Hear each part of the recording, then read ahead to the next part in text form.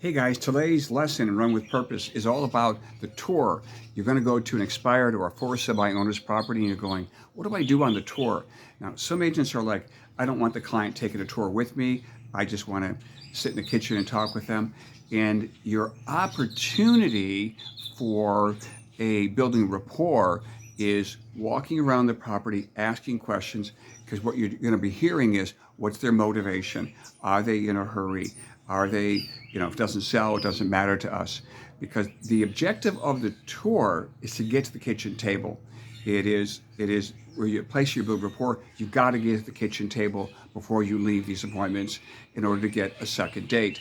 So when a realtor says to me, I don't like the person to take a tour with me, then it's going to be really hard to get to the kitchen table because we need to get a sit down. You need to be able to present the documents you brought with you, which again, you've already studied the tax record, why you bring it with. There's like 5 different things on there for you to learn. In addition, there is their Zillow page, which shows that they're under the More button. They're not commingled with the MLS properties like they thought they were. They have to see the illustration. You've got to be the storyteller on that. So you've got to get to the kitchen table to be able to change their awareness and change their perspective. And the first step, so to speak, is the phone call. The second step is generally the email that you send to them before your meeting or the text message that you send to them that they find intriguing. The third step is when you're in the foyer.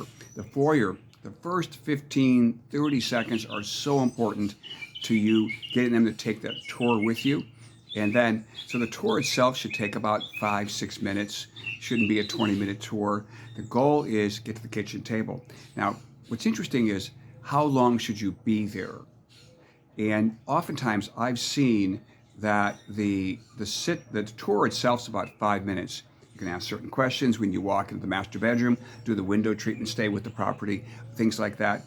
Just to start looking for improvements as you're walking from room to room. Just know in advance when you get to a room, are you going to ask a question about the property versus, hey, can I be your agent?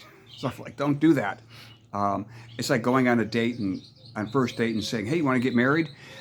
Agents, they go for it way too fast. Even loan officers, can I be your lender on your next property? It's like, don't go for the kiss if you don't have any rapport. You get people pulling back on you. And then we eliminate ourselves so often. So take the tour, about 5 minutes. The question for you is, what are you going to ask? What are your 5 fact-finding questions that you're going to try to discover? Housing questions, the age of some of the systems. But then wait for exploratory questions to when you sit down.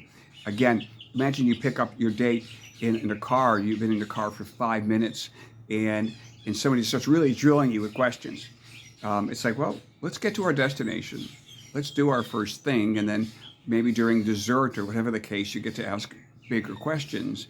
So, but people go for it right away can offend the other person. They may not look offended, but they're going to end the meeting, not going to have you come back for another meeting. So the tour is about 5 minutes, and know your 3 to 5 fact-finding questions about the property. You keep repeating, do it again, do it again, do it again, do it again.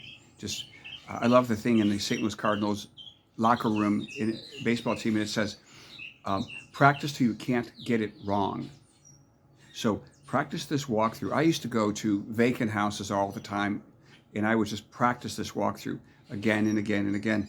And eventually, when I was doing about $100,000 a month in commissions on the team I was leading, was because we practiced, drilled, rehearsed, and we anticipated it's going to take longer than we hope, and we're going to get better at it and get better at it, so we shorten the sales cycle. So when people try to skip the sales cycle, like, just give me a great script. I'll get it. I'm me. I'm likable. It's like, no, most people don't make it in real estate. What is it, 87% or so? And can we stop that? Since we know the failure rate's that high, can we prevent it? Well, as long as people will slow down and practice and run, don't ever run alone. Get somebody to run with and practice with you, role play with you. So as we summarize this, You're going to be in the foyer. It takes about 30 seconds to a minute in the foyer conversation. Then they go on the tour with you. You're asking fact-finding questions. And then you finally get to the kitchen table where you, just before that, the wrapping up your tour, you say, can we sit down just for a second? I brought a little bit of data. Just want to share it with you real quick, show you how all this thing works. And I don't think I've ever been turned down. And now if you're at an open house and somebody else cruises in and you've asked that question, they're going to leave you for another partner. And it's hard to hold somebody when another buyer cruises into the property or another agent cruises into a property. So when it comes to the sit down itself, I'm thinking it's a solid 20 minutes because it's going to be very interactive. The type of questions you're going to ask them at the sit down, which I call exploratory questions about timing, about their goals, about the reality. Do they know the marketplace had? I talked to somebody today, there were 7 for sale in their subdivision, and there were no pendings. So the question was, are you in a market that's appreciating or depreciating? And she said, oh, we're still appreciating. This is a really good area. I said, let me ask you this question again. On this report here, there's 7 for sale, all chasing the next buyer, and there's no buyer under contract in here. In a market like that, are you looking at appreciation or depreciation? She said, well, maybe depreciating. And I said, well, is that a buyer's market or a seller's market that you're sitting in? And she said, yeah, it's a buyer's market. I said, so what's happening to your value as you sit here as a buy owner under the more button where people can't even find you? Is your exposure enough? And so I recommended to her that she starts reaching out to loan officers. Why? Because LOs have a pool of buyers. I said, either hire somebody to put you in the MLS or go after loan officers, but find a way as a buy owner to create more foot traffic and don't sit back and wait, be proactive. Now what will happen when you do this and you sit down, the buy owner will often say, look to you to say, what do you think the price is? Which is an invitation to come back to the property a second time. Anyways, this video is really about the tour itself. What should you do? Never take the tour on your own. If you can avoid it when they go, oh, just take the tour. You have to set it up when you're in that foyer, those first 30 seconds to say, hey, Bob, I'm going to take some notes while you're walking around. And I'll tell you what, I've got another video for this. I'm going to get off of this one. The objective was the tour should be 5 minutes. It should be fact-finding questions. And don't take it on your own. Ideally, they go with you. Hey, I hope this was fun for you. Run with purpose. Our goal is to prepare you and help practice with you. So if you go to bornbravemindset.com/club25, you're going to see a link to all this is free stuff.